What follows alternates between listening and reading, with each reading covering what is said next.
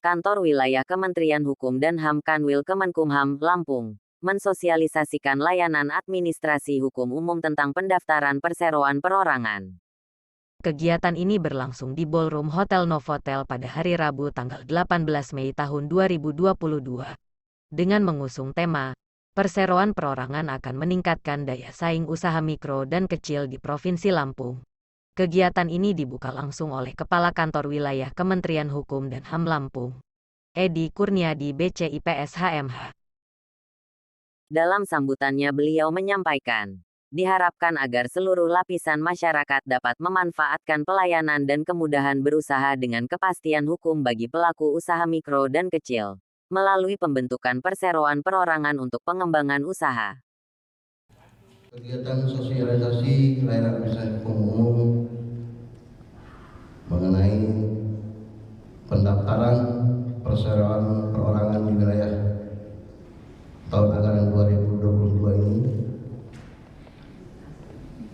kita patut bersyukur pula bahwa tingkat penurunan COVID-19 dari Kota Bandar Lampung saat ini telah berada pada level 1. Namun demikian, kita harus tetap meningkatkan kewaspadaan dengan tetap melaksanakan protokol kesehatan secara lebih ketat lagi guna memutus tuntas mata rantai penyebaran COVID-19 sehingga pandemi COVID-19 ini benar-benar dapat berakhir.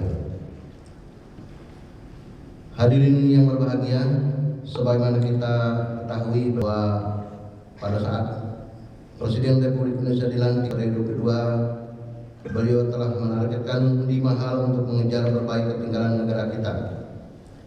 Pertama, pembangunan sumber daya manusia, di mana SDM harus terampil dan menguasai ilmu pengetahuan dan teknologi. Kedua, pembangunan infrastruktur. Yang ketiga, penyederhanaan regulasi. Yang keempat, penyederhanaan birokrasi. Dan yang kelima, transformasi ekonomi.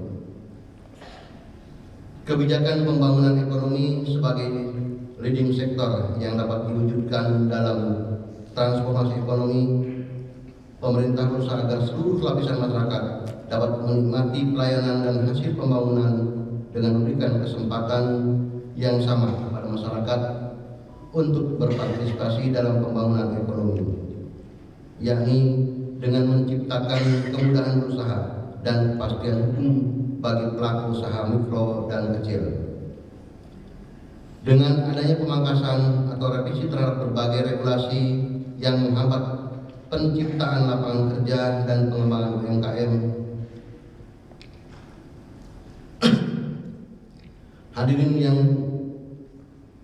terhormat, Undang-Undang Nomor 11 Tahun 2020 tentang Cipta Kerja merupakan solusi atas berbagai kendala regulasi, merupakan suatu terobosan dalam rangka penciptaan lapangan kerja dan pemberdayaan usaha mikro dan kecil. Beberapa perubahan regulasi sebagaimana dimaksud dalam pasal 109 dan pasal 153 Undang-Undang Cipta Kerja tersebut telah melahirkan suatu korporasi yang baru dengan entitas badan hukum perseroan perorangan. Perseroan perorangan sebenarnya bukan hal baru bagi beberapa negara di dunia.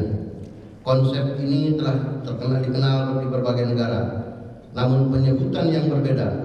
Di Amerika Serikat, Kanada, dan Singapura menyebut perseroan perorangan dengan sole proprietorship, sementara di Indonesia disebut dengan sole trader, di Vietnam dengan private enterprise, dan di Belanda dikenal dengan Eenmanschaft. Konsep perseroan perorangan Indonesia berbeda dengan negara-negara yang saya sebutkan tadi. Perseroan perorangan yang terdapat dalam Undang-Undang Cipta Kerja dengan tanggung jawab terbatas dan merupakan bentuk badan hukum yang memberikan perlindungan hukum kepada para pelaku usaha mikro dan kecil. Dengan cara pemisahan kekayaan pribadi dengan perusahaan, sekaligus memudahkan para pelaku usaha untuk mengakses layanan perbankan. Hadirin yang berbahagia, perseroan perorangan memiliki karakteristik dan keuntungan yang dapat didirikan oleh satu orang dan tidak memerlukan anggaran dasar cukup. Pernyataan pendirian yang didaftarkan melalui media elektronik dan memperoleh tanda bukti pendaftaran. Seperti tadi disebutkan Pak Kadip Yankum, dalam sepersekian detik mungkin ya, atau menit, Bapak Ibu sekalian bisa menjadi seorang direktur. Kementerian Hukum dan HAM merubah rezim pengesahan menjadi rezim pendaftaran. Entitas ini didirikan cukup dengan mengisi form pernyataan pendirian sehingga tidak memerlukan akta notaris dan tidak ada kewajiban untuk mengumumkan dalam tambahan lembaran negara sebagai penyederhanaan birokrasi. Perseroan perorangan ini hanya dibatasi modal maksimalnya, sedangkan modal minimalnya diserahkan kepada pemilik perseroan.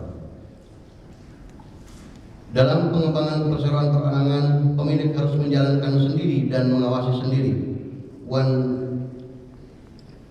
share, sehingga pelaku usaha harus lebih prudent, khususnya dalam memilih konsep bisnis yang akan dijalankan. Hadirin yang saya hormati, demikian yang dapat saya sampaikan, dan akhirnya kegiatan sosialisasi hukum umum mengenai pendaftaran perseroan perorangan di wilayah tahun anggaran 2022 saya akan secara resmi dibuka.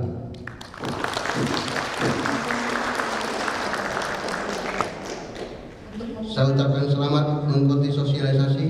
Semoga kegiatan ini dapat berjalan lancar dan mendapatkan hasil dengan yang sesuai dengan yang kita harapkan. Akhir kata, saya ucapkan bila taufik wa hidayah. Assalamualaikum warahmatullahi wabarakatuh.